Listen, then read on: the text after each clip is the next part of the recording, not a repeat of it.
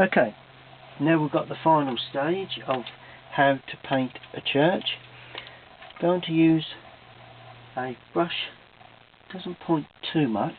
I'm going to paint the shadow work really. I think that is about, it's just 3 stages in the building really. And I'm actually going to have the light coming from the left rather than the right. And for the shadows, I'm going to use ultramarine blue. I'm mixing in part of the palette that's got other paint in there. This will dominate. And cadmium red. Because I'm going to try and get a purpley grey rather than, don't be too purple, but it's enough blue in there to give the shadow a little bit of depth. And of course we need a reasonable strength. It's all relevant, or relative, sorry, to the actual washes you have on in the first place. So consequently, if you've got lots of just put a bit of sun in there. Okay. If you get lots of shadow area and you've got a very light wash initial colours, don't want to go too dark. But if you've got a medium to darker tone of colours, then you need to go very dark. So I'm more or less fairly light with this. So this is the stage. So I'm going to paint leaving some glints of white here and there, particularly on the left hand side of and the top of that tower, the buttress areas, like that. I'm going to paint just around the window at this stage, but now I'm just drawing across the window. That will shine through later on, not a great problem. I'm going to leave a bead of white or a bead of unpainted colour on top of that second section. There's a separate section there, and I'm also going to paint around the church roof at this stage. That will be shaded shortly. There we go. So that's the first wash of colour. Now the window I'm going to put in underneath and down the left, like that. Draw that across. There we are. We'll also see shadow from the thickness of the buttress areas. There, obviously there as well, which I've just painted in anyway. So that's the thickness of those buttress areas. There's also a little bead of overhang there, a little bit of edging there. We've got you can see this, what I'm putting in now, will actually show up the cross at the top. The bottom is there. There we go. So that shows up the cross at the top. Now I'm going to paint in, you've got to keep stirring this mix because it will separate, being it's ultramarine. Now I'm going to paint that shadow comes up the roof a touch at this sort of angle. So I'm going to paint across the top, not too much of an angle, and then to the edge where the roof would actually be in shadow, like that.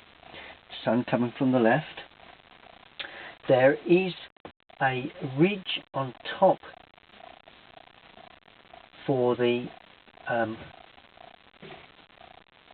thatching, so that's the ridge for the thatch. Now I'm going to paint the roof itself will be in sunlight, but the thatch has a ridge there. The actual porch area, that will be in shadow, and I'm painting around any, if you've got any anything at the base of the porch. And also there is a slope. It has to be slightly less than the roof, otherwise the roof would be in shadow. And that shadow also goes around any of your stones, gravestones, There's also a shadow, maybe it's just a slight shadow from an overhang there on the inside of the door there. So the door's now got depth. The window, let's do the overhang of the thatched roof. Now that to me should be quite deep. It's quite a deep area of overhang shadow. I always like to have, which it would be, you know, being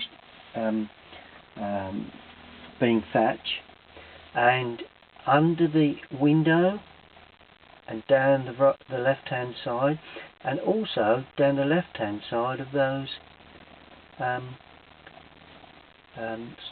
window frames. Across the top, down the left, fairly deep colour down the left, and the right hand side of the window frames. All of a sudden you get that lovely feeling of a window that's recessed across the top. It's the way I do church windows all the time, like that, and it seems to work quite well. Go, and the last one across the top, down the left hand side and down that centre piece there. There's a window here, so that's around the top and down the left hand side. There is a door here, so that goes around the top and down the left hand side. I'm leaving that white just to give an additional feel, something a little bit different there. Buttress areas, do the buttress areas first, which is more or less there, and it shows the shape of the buttress areas.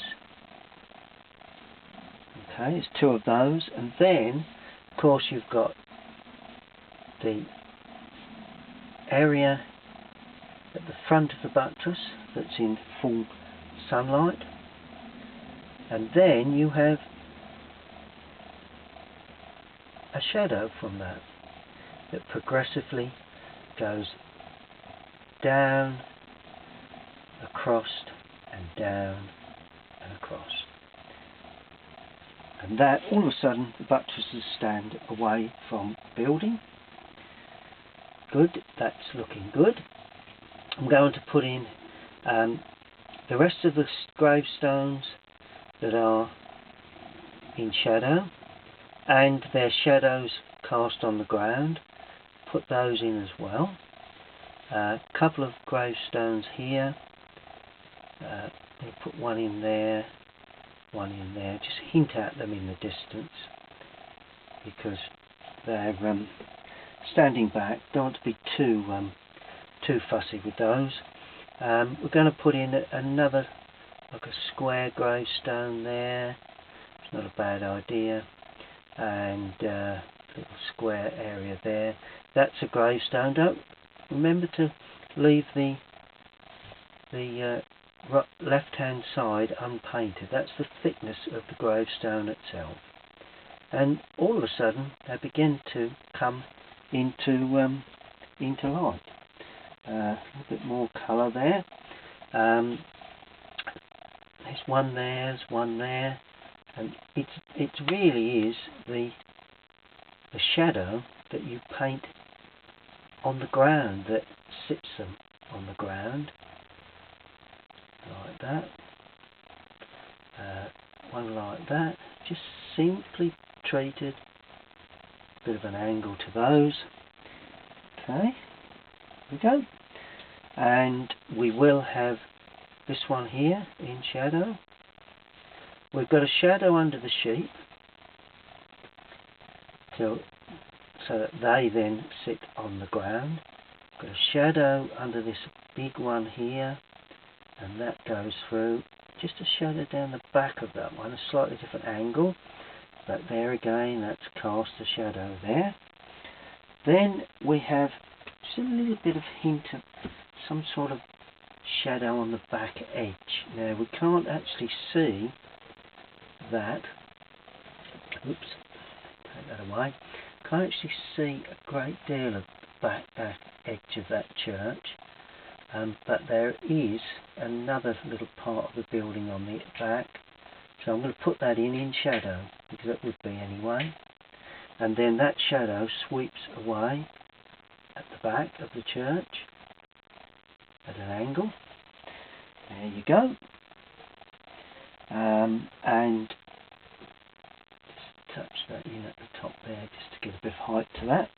And then I'm going to clean the brush and use a dark greeny grey, so it's Prussian blue, burnt sienna with cadmium yellow, and that will give me a greeny grey, which I'm looking for a foreground shadow to throw the whole thing back. This doesn't want to be too dark, but it was going to come in from the right. There is no trees or anything around this church, but if we give this sort of feeling of a foreground shadow of some sort, a bit more blue into that, slightly deepen that, there we go. So it's always nice to have a little bit of, or there's the path that runs, that would have a shadow, a little bit of shadow at the base of that, where the building sits onto the ground. It's a little bit of weeding or something, you know, it's anything really, just to give it something to sit on. And then we're going to have also some shadow this side, like that, which runs across and heads out of picture onto the right. Nice bit of foreground shadow, and I'm going to have that foreground shadow running up to the sheep, because I want to give a little bit of interest. So that is running up to that sheep and beyond, like that. And the reason I've done that, I'll show you in a sec, a little bit of a roughness to the, don't be too mown. It's nice to have a little bit of interest in the stones. A little bit of greenery in the distance there, perhaps, just to give a sense that something is in the background. There's no trees really, but let's just hint at the trees. And then finally, up the sheep will be this lovely shadow which comes across part of the sheep on the underside there. There we go. And that really does it.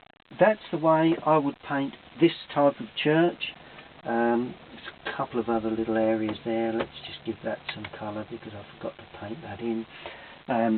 That, what you can see there is actually I've extended the church, but that's only pencil work, something I would have rubbed out normally. But it's nice for you to see that, you know, don't always get it right, don't always get everything correct,